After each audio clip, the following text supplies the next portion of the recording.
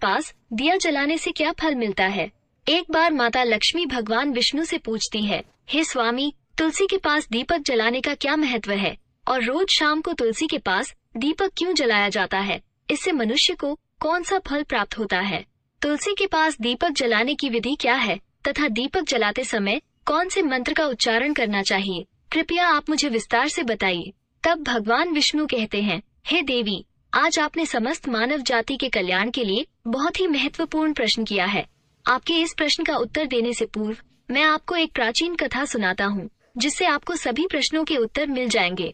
इसलिए आप इस कथा को ध्यान पूर्वक सुनिए। इस कथा को ध्यान से पूरा सुनने मात्र से ही मनुष्य को 100 वर्षों तक तुलसी के पास दीपक जलाने का पुण्य प्राप्त होता है। फिर माता लक्ष्मी कहती हैं, हे स्वामी, मैं इस कथा को सुनने के लिए उत्सुक हूँ, कृपया आप इस कथा को सुनाना प्रारंभ कीजिए। तब भगवान विष्णु माता लक्ष्मी को वो कथा सुनाने लगते हैं।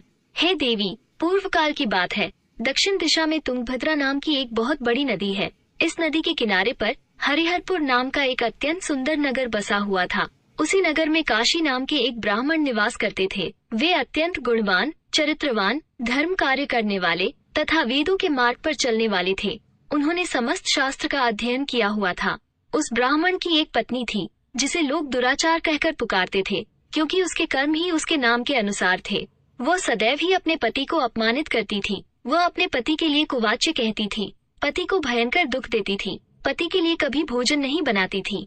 उसने अपने पति के साथ कभी शयन नहीं किया, कभी उसके साथ प्रेम से व्यवहार नहीं किया। पति के मित्र, परिवार के लोग घर पर आते तो वो स्त्री उनको अपमानित करके भगा दिया करती थी और स्वयं काम भाव से उन्मत्त होकर निरंतर अन्य व्याभिचारिणी स्त्रियों के साथ घूमा करती थी। उसका मन पति को छोड़कर पराये पुरुषों में लगा रहता था। उसने कभी अपने पति से प्रेम से बात नहीं की, किंतु पराये पुरुषों के संग बैठकर बातें करती थी। पराये पुरुषों को मोहित करने के लिए सज धज कर गाँव में घूमने जाया करती थी। कभी वह वन में किसी वृक्ष के नीचे खड़ी रहकर सुंदर पुरुषों की राह देखने लगती और किसी दुष्ट पुरुष को मोहित करके उसके संग भोग विलास किया करती थी। फिर एक दिन वो दुराचारिणी स्त्री वन में जाकर एक वृक्ष के नीचे खड़ी हो गई। उसका चित्त काम से भरा हुआ था। वो किसी सुंदर कामी पुरुष की राह देख रही थी, किंतु बहुत समय निकलने के बाद भी उस स्थान पर कोई पुरुष नहीं आया। इसलिए वो अत्यंत दुखी हो गई और प्रियतम की खोज में इधर उधर देखने लगी। उस दिन उसका सारा परिश्रम व्यर्थ हो गया। वहाँ पर खड़ी होकर वो नाना प्रकार की बातें कहकर विलाप करने लगी। हाय हाय, आज तो इस मार्ग से कोई भी सुंदर पुरुष नहीं आया। अब मैं कैसे अपने काम वासना को शांत करूं? आज की रात कैसे बीतेगी? वो जोर जोर से विलाप करने लगी। उस जंगल में एक भयानक बाघ निवास करता था। उस पापिनी स्त्री की आवाज सुनकर वो जाग गया और उछलकर उस स्त्री का भक्षण करने के लिए उसके पास आ गया। उस भयंकर बाघ को देखकर उस स्त्री के पसीने छूटने लगे। वो भय से थर थर कांपने लगी। वह स्त्री कुछ करती, इतने में ही उस बाघ ने अपने पंजे से उसे घायल कर दिया और वह स्त्री जमीन पर गिर पड़ी। जमीन पर गिरते ही वह स्त्री चिल्लाते हुए बोली, अरे बाघ, तू किस लिए यहाँ पर आया है? मुझे क्यों मार रहे हो? मैं यहाँ पर अपने प्रियतम को खोज रही हूँ। तुम मुझे छोड़ दो, मेरा भक्षण करके तुझे क्या मिलेगा? उस स्त्री की यह बात सुनकर वो भयानक बाघ क्षण भर के लिए रुक गया और हंसते हुए बोलने लगा, हे दुष्टा, आज विधाता ने तुझे मेरा ग्रास नियुक्त किया है। तुझ जैसी पापिनी स्त्रियों का भक्षण करना ही मेरा काम है, तभी तुझे इस शरीर से मुक्ति मिलेगी। वो स्त्री कहने लगी, हे बाघ, तुम कौन हो? मुझे सच सच बताओ, तुम्हें किस कारण से बाघ की योनि में जन्म लेना पड़ा और तुम मुझ जैसी स्त्रियों का भक्षण क्यों करते हो? पहले मुझे सारी बात बताओ और फिर मेरा भक्षण करो। फिर बाघ कहने लगता है, हे पापिनी, मैं तुझे मेरे पूर्व जन्म का वृतांत सुनाता हूँ, किस कारण से मुझे बाघ बनना पड़ा। पूर्व काल में दक्षिण देश में एक नदी थी। उस नदी के तट पर एक नगरी बसी हुई थी। उस नगरी में मैं निवास करता था। मैं एक ब्राह्मण का पुत्र था और नदी किनारे बैठकर यज्ञ आदि कार्य किया करता था। मैंने उस जन्म में अनेक पापियों के लिए यज्ञ किया, उन पापियों के घर का भोजन किया। मैंने धन के लोभ से अनेक पापियों के लिए कार्य किया। जिन वस्तुओं का दान ब्राह्मण को नहीं लेना चाहिए, उन वस्तुओं का दान भी मैंने ग्रहण किया और दूसरों से धन लेता था, लेकिन कभी वापस नहीं करता था। इस प्रकार से पाप करते हुए मुझे बहुत साल बीत गए और मैं बूढ़ा हो गया। मेरे बाल सफेद हो गए, आंखें सूज गई, मुंह के सारे दांत गिर गए, लेकिन फिर भी मेरी दान लेने की आदत नहीं छूटी और मैं पाप करता गया। फिर एक दिन मैं धन के लोभ से नदी किनारे गया और अन्य धूर्त ब्राह्मणों के साथ मिलकर हमने लोगों को ठगा। झूठ मंत्र वचन बोलकर हमने बिना विधि विधान किए ही देवी देवताओं का पूजन किया और बहुत सारा धन दान में ले लिया। फिर उसी स्थान पर एक बीमार कुत्ते ने मेरे पैर में काट लिया और मैं मूर्छित होकर गिर पड़ा। उसी क्षण मेरे प्राण चले गए। फिर यम के दूत उस स्थान पर प्रकट हुए और मुझे पकड़कर यमपुरी ले गए। वहाँ पर यमराज ने चित्रगुप्त से मेरे कर्मों का लेखा जोखा निकालने के लिए कहा। फिर चित्रगुप्त कहने लगे, हे धर्मराज, इस ब्राह्मण ने घोर पाप किए हैं।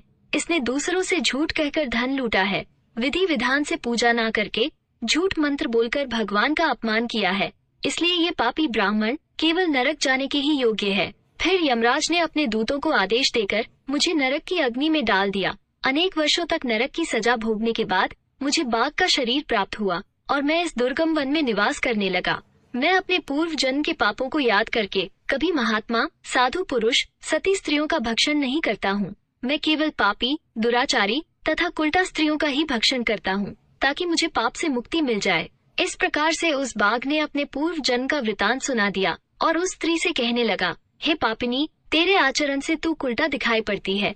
अपने पति को छोड़कर तू इस वन में अन्य पुरुष के साथ भोग विलास करने के लिए आई है, इसलिए आज तू मेरा ग्रास अवश्य बनेगी।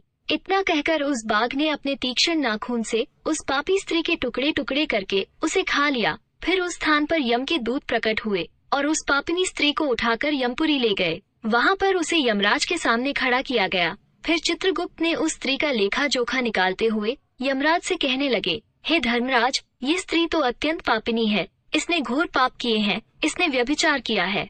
इसने अपने पति की कभी सेवा नहीं की। अपने पति को भूलकर पराये पुरुषों के संग भोग विलास किया करती थी। उसके पाप को सुनकर यमराज ने उस स्त्री को अग्नि से भरे हुए कुंडों में डालने का आदेश दिया। अनेक वर्षों तक उसे उस कुंड में पकाया गया। फिर उसे निकालकर दूसरे नरक में डाल दिया गया। इस प्रकार से उसे अनेक वर्षों तक अलग अलग नरकों में डाला गया और नरकों में डालने के बाद वो महापापी स्त्री पुनः पृथ्वी लोक पर आकर चांडाल के रूप में उत्पन्न हुई। चांडाल के घर में जन्म लेकर वो फिर से अनेक पाप करने लगी, व्याभिचार करने लगी, अनेक पापी पुरुषों के संग विहार करने लगी। कुछ समय बाद पूर्व जन्म के पापों के कारण उसे कोढ़ का रोग हो गया और वह भयानक पीड़ा सहन करने लगी। उसका अंग अंग जलने लगा, उसके नेत्रों में पीड़ा होने लगी। इस दुख को सहन करती हुई वो दिन बीताने लगी। फिर एक दिन वह तीर्थ में स्नान करने के उद्देश्य से अनंतपुरा में चली गई। वहाँ पर वो एक आश्रम के बाहर निवास करने लगी। वहाँ उस आश्रम में एक तुलसी का पौधा था। अन्य स्त्रियों को वहाँ पर तुलसी के पास दीपक जलाते हुए देखकर उस पापी स्त्री ने भी वही किया। उसने तुलसी के पौधे के पास एक दीपक जला दिया। फिर उसी रात हृदयघात से उसकी मृत्यु हो गई और यमराज के दूत उसे ले जाने के लिए वहाँ पर प्रकट हुए। जैसे ही यम के दूत उस पापी स्त्री को पाश में बांधकर ले जाने लगे, तभी भगवान विष्णु के दो पार्षद उस स्थान पर प्रकट हुए और उन्होंने उन दोनों को रोक लिया और कहने लगे, हे दूतों, इस स्त्री को तुम छोड़ दो। ये स्त्री नरक जाने के योग्य नहीं है। तुम किसके आदेश से ऐसा अधर्म कर रहे हो? फिर यम के दूत कहने लगे, हे पार्षदों, हम यमराज के आदेश से इस पापी स्त्री को उठाकर ले जा रहे हैं, किंतु आप हमें किस कारण से रोक रहे हैं? ये स्त्री अत्यंत पापी है, इसे नरक में ले जाने की आज्ञा मिली है। फिर पार्षद कहने लगे, हे दूतों, ये स्त्री तो विष्णु भक्त है, यह नरक जाने योग्य नहीं है। इसने शाम को तुलसी के पास दीपक जलाया है, इसी कारण से इसके समस्त पाप नष्ट हो गए हैं। इसलिए अब यह नरक जाने के योग्य नहीं है, ये स्वर्ग जाने की अधिकारी बन चुकी है। पार्षदों की बात सुनकर यमदूतों ने उस स्त्री को उस स्थान पर छोड़ दिया और यमलोक लौट गए। वहाँ जाकर उन्होंने यमराज को सारा वृतांत सुना दिया। फिर भगवान विष्णु के पार्षद उस स्त्री को दिव्य विमान में बिठाकर स्वर्ग लोक ले गए। भगवान विष्णु कहते हैं, हे देवी, इस प्रकार से तुलसी के पास केवल दीपक जलाने मात्र से ही मनुष्य के सभी पाप नष्ट हो जाते हैं। जो स्त्री नित्य शाम को तुलसी के पास दीपक जलाती है, वो सौभाग्यशाली बनती है। उसके पूर्व जन्मों के सभी पाप नष्ट हो जाते हैं। उसे सुख समृद्धि की प्राप्ति होती है। रोज तुलसी के पास दीपक जलाते समय इस मंत्र का उच्चारण करना चाहिए। ओम तुलसी देव्यै च विद्महे विष्णु प्रियाय च धीमहि तन्नो वृंदा प्रचोदयात्, जिसका अर्थ होता है, विष्णु प्रिय तुलसी, मैं आपको नमन करती हूँ, आप मुझे उच्च बुद्धि दो। हे वृंदा, आप मेरे मन को रोशन करो। भगवान विष्णु कहते हैं, हे देवी, हजारों अमृत के घड़ों से नहलाने पर भी श्री हरि विष्णु को उतनी तृप्ति नहीं होती जितनी वे मनुष्यों के द्वारा तुलसी का एक पत्ता चढ़ाने से प्राप्त करते हैं। 10,000 गौ दान से मानव जो फल प्राप्त करता है, वही फल तुलसी पत्र के दान से पा लेता है। जो मृत्यु के समय अपने मुख में तुलसी पत्र का जल पा जाता है, वो संपूर्ण पापों से मुक्त होकर भगवान श्री हरि विष्णु के धाम जाता है। हिंदू धर्म में तुलसी के पौधे का महत्व सबसे अधिक है। इसकी सबसे पहले पूजा भगवान विष्णु ने की थी। भगवान विष्णु कहते हैं, जिस प्रकार से देवी लक्ष्मी से वैकुंठ को ऐश्वर्य प्राप्त है, उसी प्रकार से बैकुंठ में तुलसी के कारण ही पवित्रता प्राप्त है। पृथ्वी लोक पर जिस स्थान पर भी तुलसी का पौधा होगा, उस स्थान पर कभी बुराई का वास नहीं होगा। ऐसा स्थान सबसे अधिक पवित्र होगा। इसी कारण से हमें हमारे घर में तुलसी का पौधा अवश्य लगाना चाहिए। इस प्रकार से भगवान विष्णु ने तुलसी के पास दिया जलाने का महत्व बताया। वीडियो अच्छी लगी हो तो लाइक, शेयर और ऐसे ही वीडियो को देखने के लिए हमारे चैनल को सब्सक्राइब जरूर करें। धन्यवाद।